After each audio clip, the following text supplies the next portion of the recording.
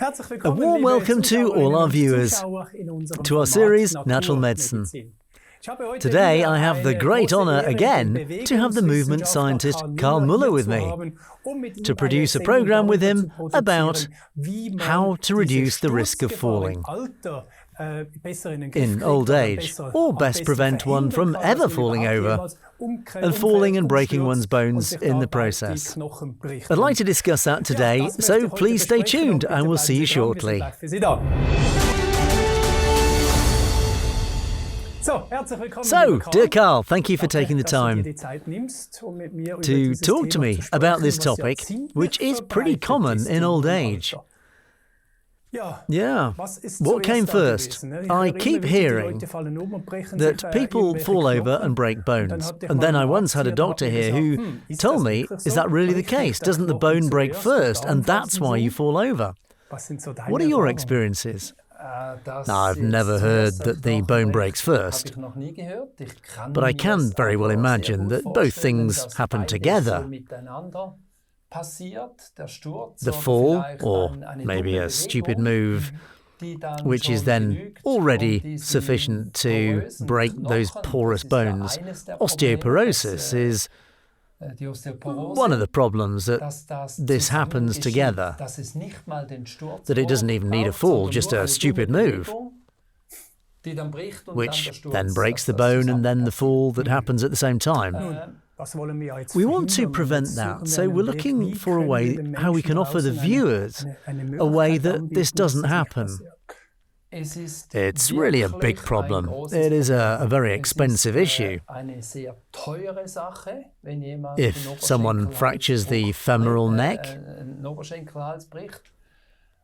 because in many cases people then have to leave their familiar home and go to a retirement or nursing home. They will then need care because it takes a long time. Not only because of the bones. If the bone density is no longer good, it takes much longer to grow together. Normally that's 6 weeks, but it takes a lot longer.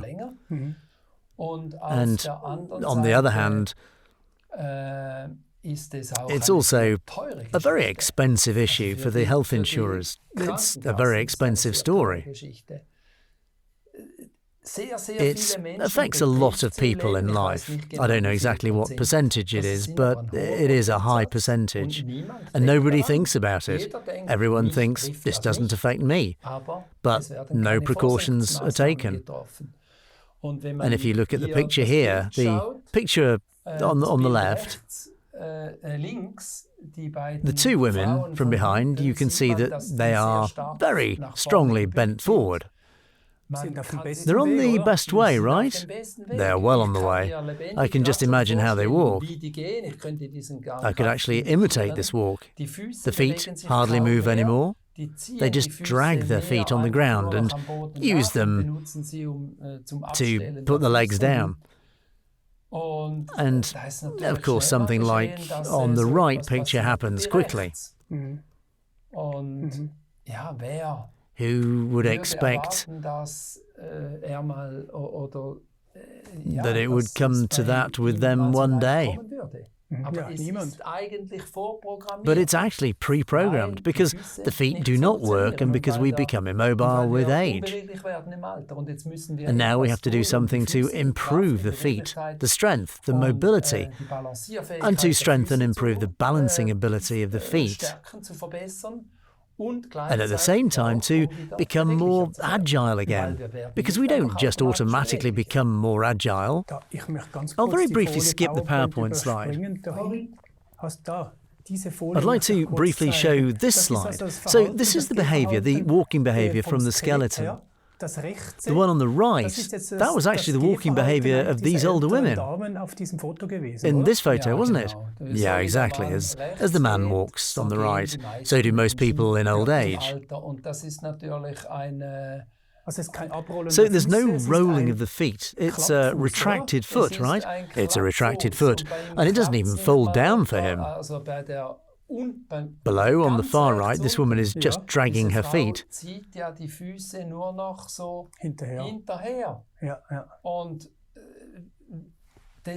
It's clear that a fall is inevitable. It starts with the picture below in the middle. This is a typical retracted foot. The foot just folds down like that. If you look at the skeleton on the left, the feet must work, rolling off strongly. Can that still be trained if someone is watching who is 60 or 70 years old and says, yeah, I understand that, I also walk like this skeleton on the right, but would like to change this? Can you still manage that? Yeah, you can do that. For example, if you walk barefoot in the sand for a year, you could. Then you could do it. So once again, we have to orientate ourselves towards nature. Yeah, it's not even a question of shoes, it's a question of what kind of floor do I walk on, especially barefoot. If you've been barefoot all summer long, I basically always go barefoot, even though I'm a shoe manufacturer. Not for conventional shoes, but with elastic, springy soles. But I even prefer to go barefoot in the meadow, in nature, in the garden, in the field, always barefoot everywhere, even on the hard stones, on the pebbles. Everywhere. After all, you always get used to it in summer. Of course, that helps. Because the sensorimotor system of the feet, these are the sensors that you have at the bottom of your feet, which can be controlled even better. And thus the feet gain the ability to balance. We know this. Those other senses, the organ of touch in the feet, this is extremely important. Because when the feet no longer feel, but just let themselves fall passively, then the risk of falling is much higher, as if the feet were actively moving forward. In a car, it's also the drive wheels that move the car forward. And with us, it's the legs, the hips, that simply put one foot in front of the other and let the feet fall down, creating the retracted foot. Correctly, the feet should be walking properly, like barefoot in the sand, and fight their way through the sand. But because they don't have to do that on the flat floor, they don't do that, and because of that, this ability is lost. And the fasciae stick together, as you can see right now. And when you look at these people, you see everything stuck together, exactly. When the feet are immobile, the whole body becomes immobile on the feet. Agile feet, agile body. There's a similar analogy. Healthy gut, healthy human, isn't there? Healthy feet, flexible and pain-free people, is what I would say. We should actually learn this from an early age, the importance that you are mentioning right now.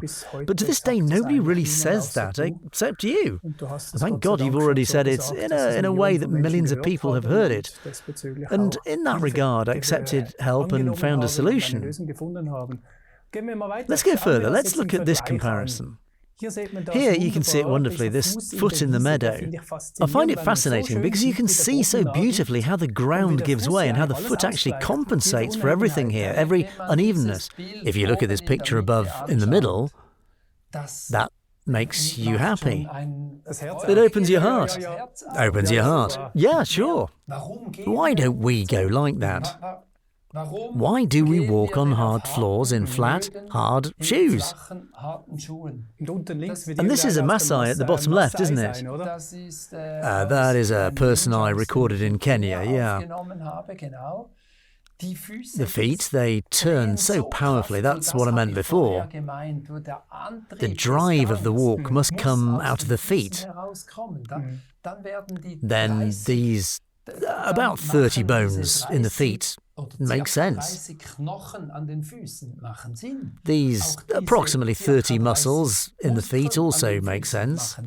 If you walk like this, if you're just passive in boots or just hard soles on hard floors, you'd actually not need all those bones and muscles at all. And because you don't need them, they wither. And on the other hand, we have these big blows on the knees and on the hip. We've already shown that beautifully in other episodes. If the feet act and work as shock absorbers, or also at the bottom right or in all pictures, you can see that the feet function as shock absorbers for the joints. Then there is no wear and tear in them. Then the cartilage remains healthy, because the cartilage is also constantly weighted and moved. And it's moved with good quality. It's not about the quantity of moving. It's about the quality of moving. And then everything stays healthy. And that's how the whole thing began. Once I realized how healthy it is for the whole body, also against the risk of falling in old age. That's not why I actually did it, but I quickly saw that the risk of falling is reduced in old age. When you train your feet, then I just use foam. So elastic springy material, PU material. Put it between my feet and the ground and noticed, wow, that's incredibly pleasant, like walking barefoot on this moss. Looks like it too, you can also see it. It works. It works, it moves, and when it's unstable below, when it moves below, it moves through the entire fascia apparatus. Everything moves through all the neuromyofascia in the whole body. And when everything moves, then everything is trained.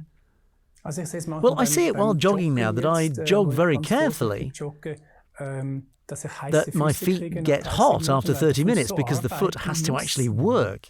And on the other hand, I once tested a hiking shoe with this type of footwear.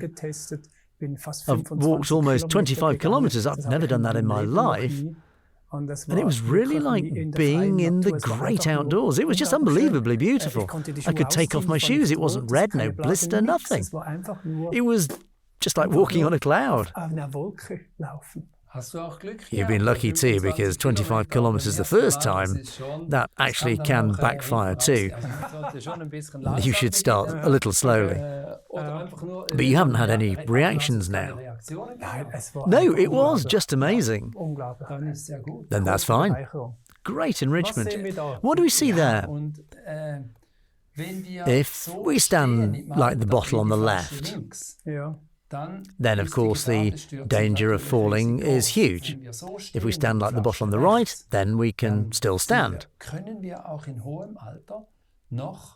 soundly, even in old age. And that stands and falls with your feet, with the strength, mobility, the ability to balance the feet that we should train from morning to night by walking on elastic, springy material. So have a look which shoes are springy. This springing back like the trampoline. Trampolining is also a good exercise. I've been stubbornly doing it every day since you told me. These little trampolines, you don't have to jump up. You just need to jump. The feet can always stay on the ground, once on the left, then on the right, with rotations, exercises, two-legged, one-legged. Of course, this is also very invigorating. It's about training the feet. Then we're stable, because training the feet also means that we become stiff less quickly, that we remain more flexible, then we're more agile, then the fascia apparatus works better. Because only a movable fascia apparatus can provide the function of a perfect sense of balance, because the sense of balance is in the fascia apparatus. If the fascia apparatus is stuck together, when we become stiffer, the risk of falling becomes greater. And the stiffness of the fascia is related to the level of training of the feet. Healthy feet, healthy fascia apparatus. Stiff feet, stiff fascia apparatus. Incredible. If I look at the picture with the retracted foot again, actually that's the way it is if the people walk like that. It's a slam. It's no longer from the heel forward, but a slam on it. Yeah, when the heel hits the ground, at that moment, the shin muscle should still hold the foot up and let go of it slowly so that the foot can act as a shock absorber for the joints. If the shin muscle is passive, then the heel comes into contact with the ground and the entire foot falls down. That means there is a blow in the knees, of course in the hip too, a blow that would not be there if the shin muscle would act as a brake. As with a parachute, which also comes down gently. The shin muscle has to pull a bit to let go slowly, then the foot rolls off like it does on the right, and then the foot acts as a shock absorber for the joints. But if I come back to your prototype, back when you developed the shoe, if older people who already have difficulty walking, like the picture before, would now switch to such shoes, would they then walk straighter immediately? It's a bit of a tail-biting dog. You are walking on an unstable, elastic, missing material, and you have to learn that a bit at the beginning, maybe a lesson first. Yeah, ideally during the consultation that you can get a demonstration. There are people who learn this much faster, but most of them learnt it in 15 minutes. They feel good on this soft, elastic, springy material. In a few minutes or 15 minutes. Although at the very first step you might think, oh, that's wobbly, that's unstable. Yeah, because the foot has to start working now. Yeah, but it is programmed in the foot. From birth, it is in the foot. From birth, that it was actually born to compensate for these instabilities. We just forgot because we only walk on the flat, hard floors. You learn it very quickly because it is actually already in your foot. So for all older people who have walking problems, you should really test it now 1, 2, 3 weeks to walk with such a shoe, to start slowly and then to increase continuously. Walking becomes more upright, the foot learns to balance more, the mobility comes back, and the risk of an uncontrolled fall is massively reduced. Massively reduced, exactly. That's incredible. And here we have the picture of the fascia. You explained that to me in another episode. Maybe I can briefly mention it. The fasciae have many tasks. The fasciae are threads, ligaments, or tubes that envelop the muscles, but not just the muscles. Everything is always enveloped. We are actually a packaging miracle. The outer skin also belongs to the fascia layer. If the skin is stiff, the fasciae are stiff. Then I can no longer move my elbow. That happens after you've had a cast for 6 weeks. When the fasciae are flexible, they give shape to the body. They're also in an orange. What you see when you cut an orange are also fasciae. They give shape. They give us humans the face, the shape. We have this shape because the fasciae are there. And not the muscles. No, the muscles are just these red parts. These are these myofibrils. They are very small. Small particles that have no shape. They get the shape through the fascia. And in the fascia there is intelligence, which also tells the muscle fibre when to tense and when not. And there at the bottom left you can see a picture of the fascia in a different resolution where it looks like wires, power cables. Exactly, I was just about to go into that. When I see this piece, bottom left, I feel strong humility. Each one has a purpose and a reason why it's there, and what's going on in there, in each of these individual channels. We have no idea. Yeah, humility is really important. Taking care of people. Humility is always important anyway, but what the body can do, also the functions in it, also in terms of self-healing possibilities, also that everything, that cartilage can grow back, that even an elderly person can become mobile again, that you can do something against falling even at an advanced age.